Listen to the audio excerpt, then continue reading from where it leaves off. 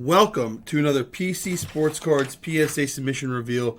This is Josh with PC Sportscards, and we have an awesome announcement with this one. This is our first bulk sub that was submitted in 2023, and it is already back. That's right, ladies and gentlemen. 1 month total turnaround on this sub. Obviously, it's a little bit of an outlier. We still have some bulks from 2022 left, but I wanted to share the excitement and the news that PSA is getting the cards back up to this fast on the bulk level submissions. If you haven't followed us before, haven't seen any of our videos, we do reveals on PSA orders, we do reveals on BGS orders, we do reveals on some other stuff. We give our hobby insight. I'm working on some videos that are educational, and during these videos, we like to tell you what we think about the cards being submitted, and we look for your feedback and your opinion on what you think, whether you agree, disagree, whatever with us. If you're into that kind of stuff, hit that subscribe button, click the little bell. Without further adu, let us get started. We got a Treyman Optic Choice Auto, PSA 8. This was a 141 card submission, 55 10s, 64 9s, 84% overall gem rate in this order. It's a little lower than normal. Usually we're at about the 90%. Gold Disco D'Angelo Russell. What timing on that as he goes back to the Lakers. So, a little bit lower, but as you see through this order, Red Disco Luka, number to 49, PSA 9. Love grading a card like that. As you'll see with this order, there are a lot of older cards in this submission that brought down the grades. So we have some really good topics that we're going to talk about. We have an example, something we talked about on the Instagram Live, I think, and also got some questions about it in our last video. So we talk about collector's grade versus investor's grade at some point in this video. So we'll explain that common thought that we have with you. We also have some cards that we definitely would not send to PSA or to any grading company. And then one card near the end that might help you find some sneaky cards that have some value with grading, speculating to grade in them that you can send in that might not be sent in as much as you would think. So the first one up, though, is we have this Snakeskin Magic Johnson USA. First of all, I think this card is cool. It's numbered to 24, 12 out of 24. But I don't like the mosaics. This was, I think, the first year of Mosaic was its own product. There are 33 different parallels. I'm going to stay away from all the ones that I consider a little weird, and I would just stick with, like, gold. How do you know which one's the one that somebody else is going to desire? Remember, the whole idea of grading is to submit cards that you think someone else will value more in the grade that you get, right? If I'm talking only speculative grading for profit here. I'm not talking for your collection. So this one, obviously, you could see the nick right up there, kills it. But, I mean, I love my Timmy D's, right? We got an Allen Iverson PSA 7 Rook. Got a Youthquake Marbury, sick card. I love these. One of my favorite cards growing up were the Scoring Kings card. I think I have this isn't a Scoring Kings, but another one that I have sitting on my desk. I have a Jordan Electrified. So, again, these are the cards that brought down our grading average. Our grade rate, right? So, with the mosaics, I just wouldn't grade a lot of them, and I wouldn't buy a lot of them. I just, it's hard to figure out which one's going to be the most desirable one. Sure, you can grade it. You'll make money as a 10. It's probably a relatively easy card to grade. Famous Nicknames Admiral. It's a cool card. Cubic. Pretty sure this one's numbered. Yep, 41 of 50. Great card to grade. LeBron. So let's talk as we get to the next card. Bulk sub back in a month.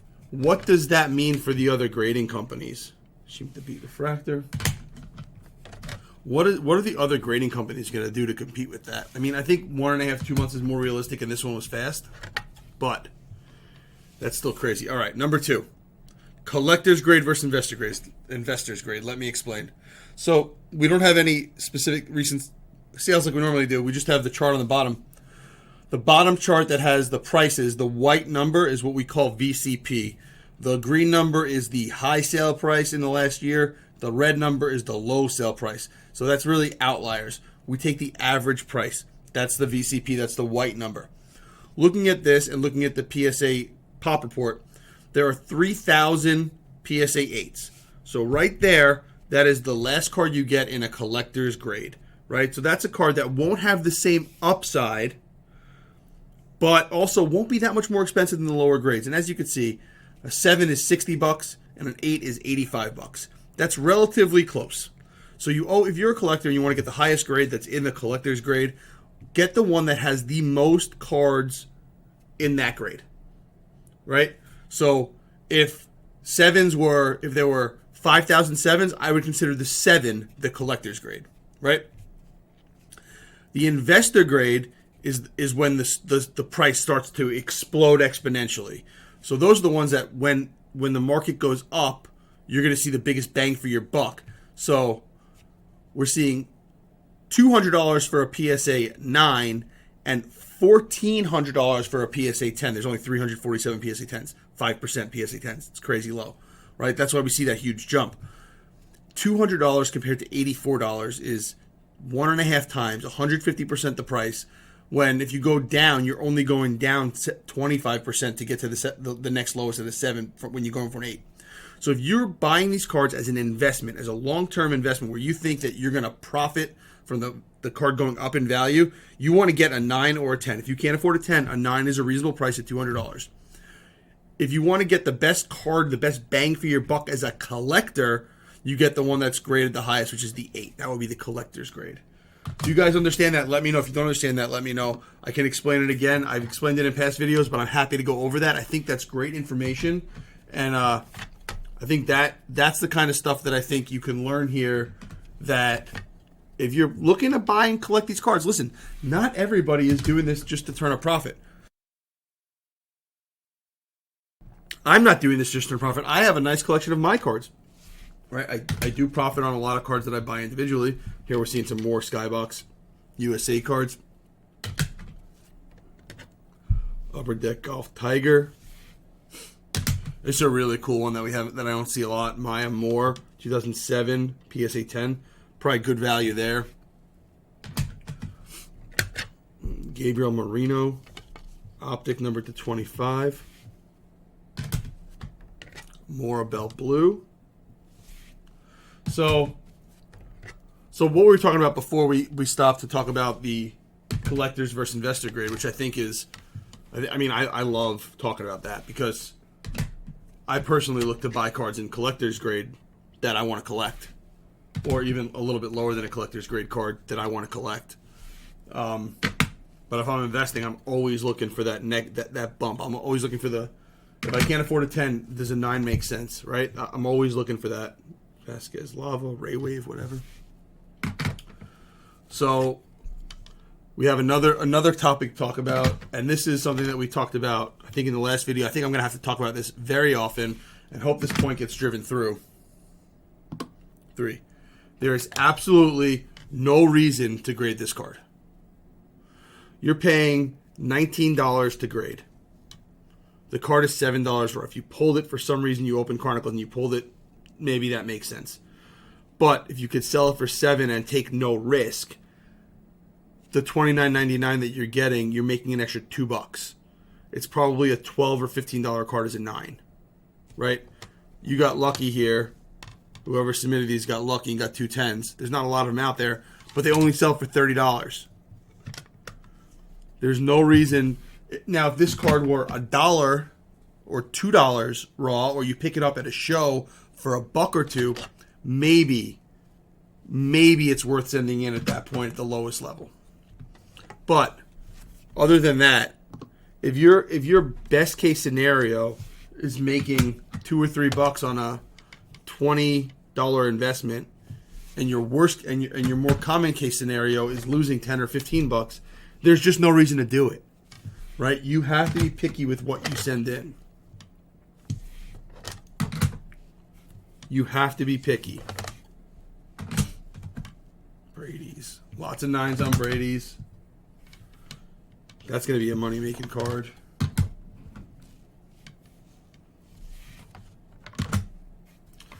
That's a cool card. I'm a Mets fan. Number 1 of 35, Alonzo David Wright. Again, this is not a card I would ever consider sending in just because of how thick it is. And again, I know we talked about this a little bit in the beginning. I'll say it exactly word for word how I always do.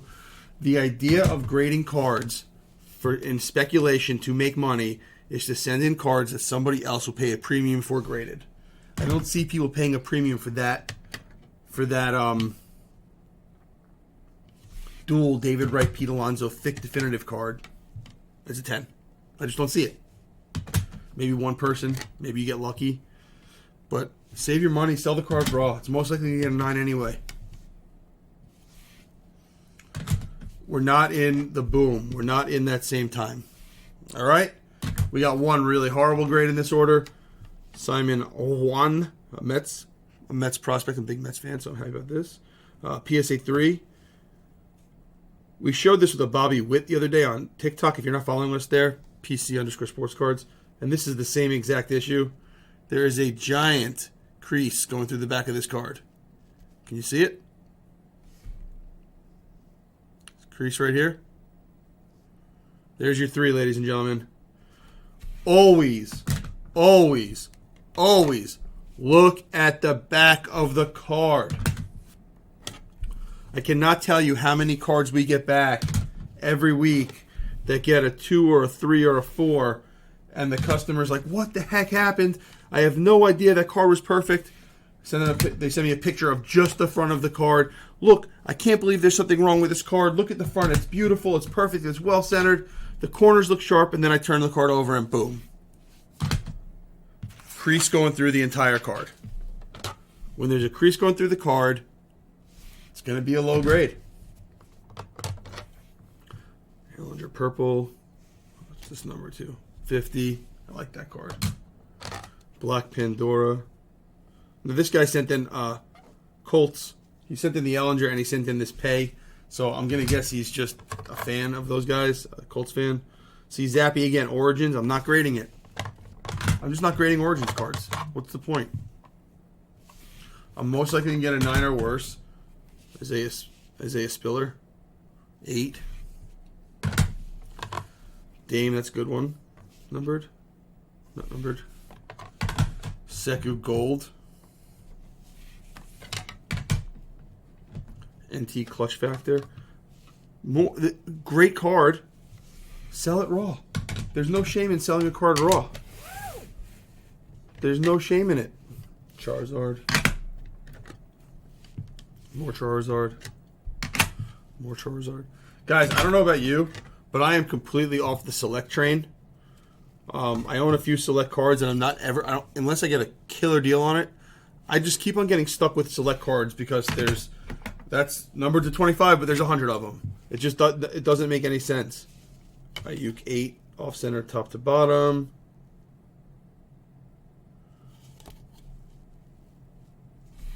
I love Ayuk. Go Devils. Fearless Kyrie. Oh, we got our next topic. This one, guys, this is the one I was telling you about. This is the sneaky one.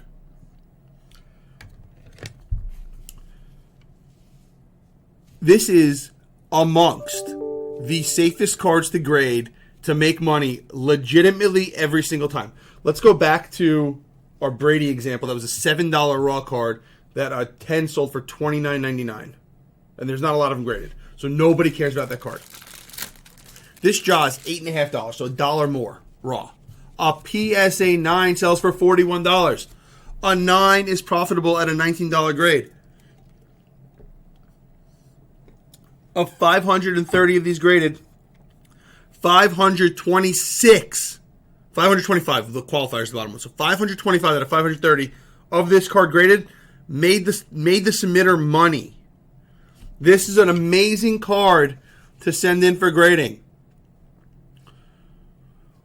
Don't take the advice and go pick up all these and send them in for grading right now. Right? Don't just listen to this, because if you and everybody else does, there's going to be too many of them and the profit's not going to be there. What you need to learn from this is to look for inserts and pop reports of inserts like this of superstars to do your research. What compares to this? People that want a rookie jaw that don't want to spend 150, 200 bucks, 125 bucks will get this, and it's lower pop, so they're going to like the idea of it. This is awesome. I love seeing stuff like this. Everybody that watches these videos, this is something that you're going to see that nobody else is seeing. Take advantage of it. Learn from it. Go and find the next one like it. Boom.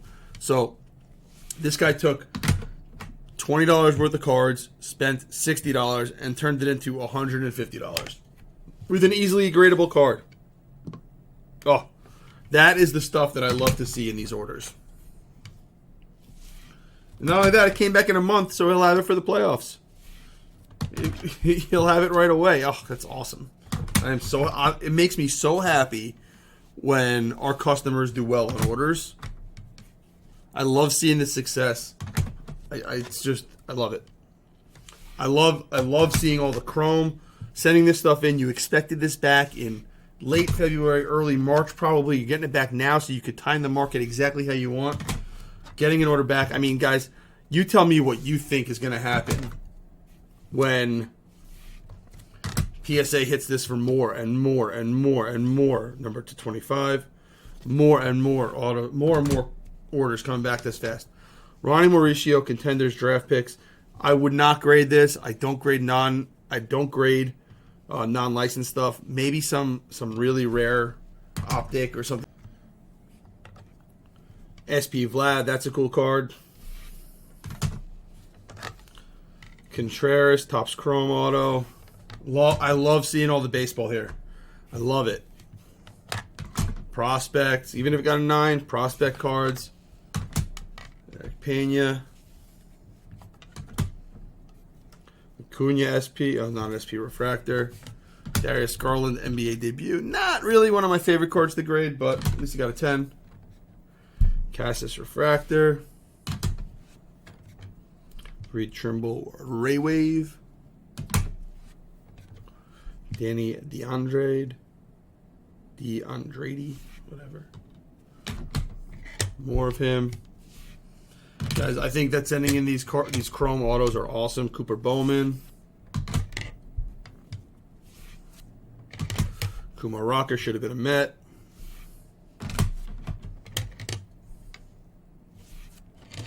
We're getting to the end of this order. We have some more mid-90s, late 80s stuff. We got a couple cool ones coming up. I really appreciate everybody watching this. If you haven't yet done so, hit that subscribe button. Click that little bell so you can get some alerts every time we do these. We're going to be putting up a couple a week. Just so you know, I am traveling from today through Wednesday of next week. I'm going to be working on a video. I did some polls about preferred grades and preferred values for preferred grading companies. So I'm going to work on a video for that while I'm away. Hopefully I can get it up sometime during the week, next week while I'm away. Next one. Why take the chance? Why take the chance on a card like this? $2 raw, $27 for a PSA 10, and your odds of getting a PSA 10 are negligible. 1 in 8 get a 10. Why? Why? If you're looking to collect it, just go pick up a 10 for 27 bucks. Just go pick it up. Buy it. Find one. Be patient. They'll come out. Buy the next one that runs. You don't need to grade these cards. PSA 9. Griffey, I love it. So close. That's one that I would grade. Right? Randy Johnson, I'd probably grade. I haven't looked at the prices, but I'd probably grade it. For these other ones, do your homework before you spend your money, guys. Do your homework first. Jordan Hoops. Jordan. More Jeets. Like, the only 10 that you got is Randy Johnson here. Not saying these are bad to have slabs, but, like, if you want to own a 9, it's $9. So, all right. We have one more PSA 3 coming up at the end. Let's see if I could spot why this is a 3. I'm going to guess it's going to be the same exact thing. The centering looks really bad. And a giant crease going through the back again. Shocking development. Shocking development. Remember to check the back of your cards, ladies and gentlemen. Thank you so much for joining us again on another video. Look forward to doing more and more of these. Remember to hit that subscribe button, give us some feedback, and look forward to the next one. Thank you so much.